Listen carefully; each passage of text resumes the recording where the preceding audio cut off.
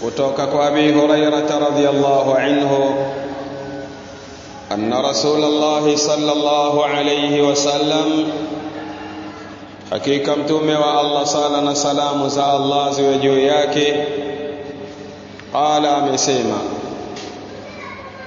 laisa almiskinu billadhi tarudduhu at-tamratu wat-tamratan, si maskini halisi yule ambaye inamrudisha nyumbani kwake tende moja na tende mbili, wala luqmatu wal luqmatani, wala tonge moja na matonge mawili.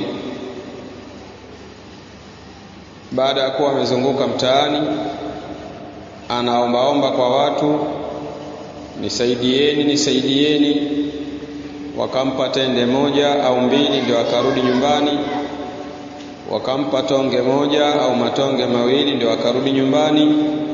Huyo ombaomba huyo ambaye anarudi nyumbani na chochote, sio maskini halisi anayetajwa kwamba huyu ndiyo stahiki wa kusaidiwa.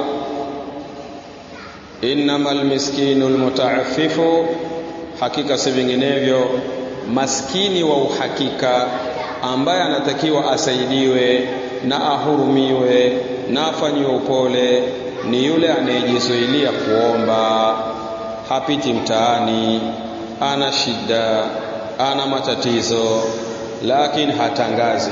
Na ukimuona amevaa vizuri, unaweza kadhani kwamba maisha yake ni maisha mazuri sana. Rawahu al-Bukhari wa Muslim.